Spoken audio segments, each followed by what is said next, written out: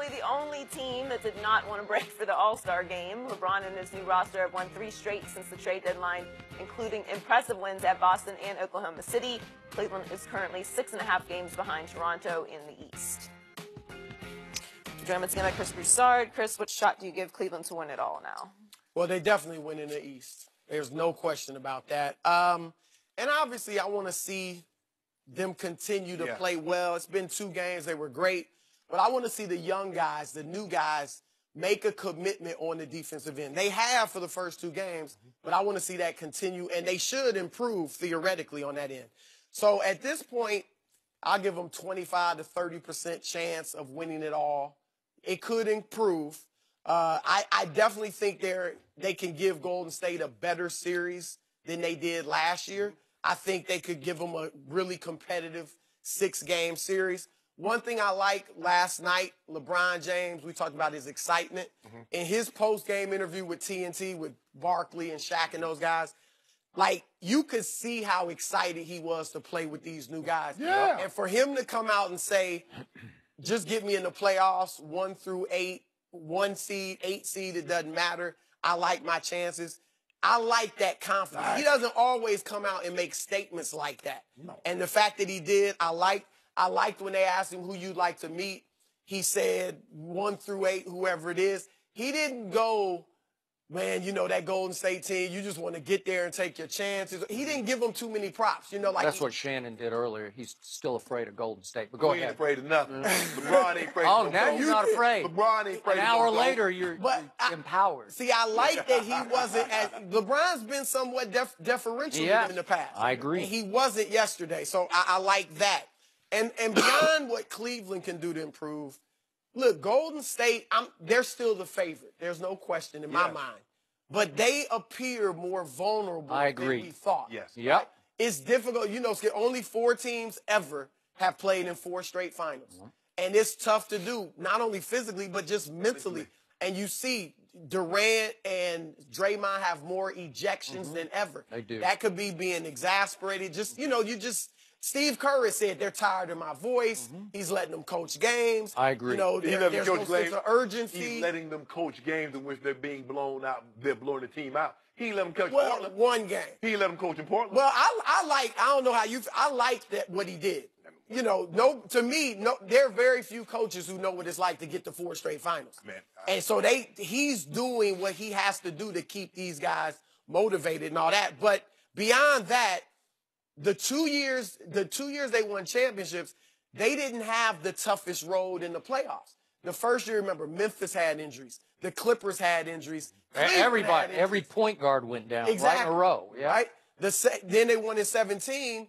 Portland, you mentioned Yusef Nurkic. Portland wouldn't have beat them, but they were injured. They were. You know, and who they play last year that also was in San Antonio. San Antonio. The Spurs. So they're out. So the 1 year they had a rough road in the West, down 3-1 to OKC, they didn't close the deal and win it. Again, I'm not saying Cleveland's the favorite. I'm just saying I think Golden State is more vulnerable. They're going to have a tough road. OKC, if you get them in the second round, I don't think they'll beat them, but I think they'll make it tough. I'm and say emotionally, it'll be tough. Utah is no joke. Utah is playing no joke. They got to get in. I tell you, they're ain't no tough. joke. So you could get them in 1-1. They're no joke. You fooling with Nurkic and those marksmen they got, they're going to be no joke. Yep. You don't want to see them. Skip, look, I'm going to be all the way 100 with you. The Golden State Warriors still have 4 All-Stars.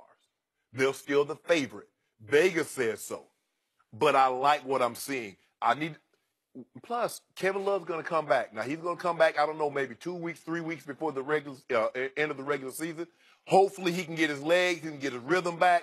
Because if we get that, I like where we're sitting. I like we're sitting pretty.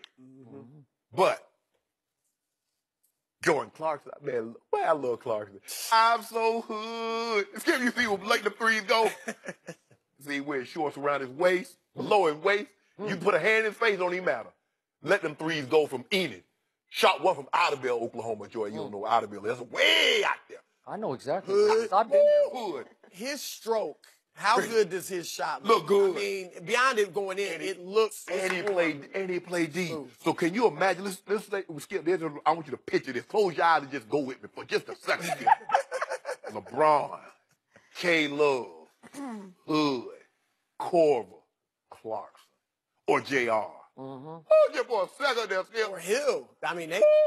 Then we got George Hill. All he want to do is just, hey, let me shoot my 2 or 3 threes a game. He gonna make 2 or 3 of those.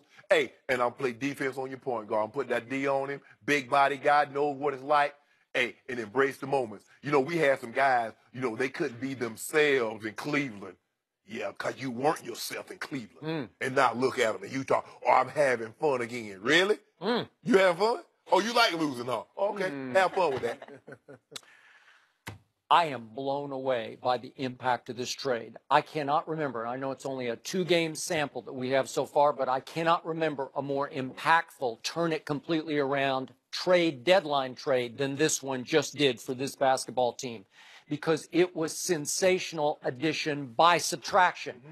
All the bad stuff, Isaiah, Derrick Rose, even Jay Crowder and Shump, Wade didn't fit. I mean, Wade didn't fit. It didn't fit. But all the ones that I'd say you don't need him, you don't need him, you need to get rid of him, get rid of him, they all left in one fell swoop, and you added 4 players who are perfect cogs for what you do. Don't need the ball. That don't need the ball, but you got 2 guys who are as instant in offense this side of Lou Williams as you can find in the NBA, coming off the bench, and they love coming off the bench. It's all they've ever done. They come in firing. They are fearless, but they're good team guys because they'll play. Both of them will play defense. Yes. And then you got 2 guys who play the right way in George Hill and Larry Nance Jr. They're overachievers in their own ways, but they're talented overachievers. And all of a sudden, I'm watching at Boston and at Oklahoma City, I'm watching a turnaround where I said, this fits and clicks like that. Everybody found their roles immediately. Usually you need a month, you need 6 weeks. You might even need until next year to figure all this out. And it looked like they figured it out from jump.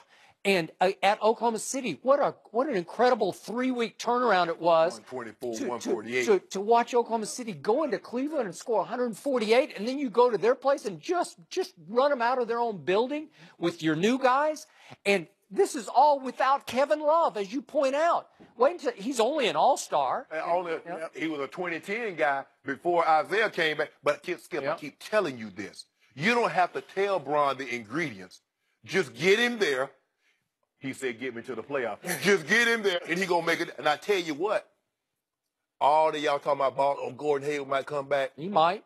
The Celtics. It doesn't matter, right? Nothing matters. If Gordon Hayward came back at his best, they're not better than Toronto, the baby dinosaurs. Y'all get nothing either. You know what? You think they would be? Nope, not now. Not now. And I'm going to give this team with LeBron, he feels like he's the comeback player of the year to me because he was so bad for those 19 games ahead of the deadline. He wasn't bad. It was what he was playing with. Okay, but just remember. He wasn't himself. He had the worst plus-minus in all of basketball over 19 games. That's pathetic. And it was shocking to me because he's clearly way better than that. Well, let me ask you a question, Chris.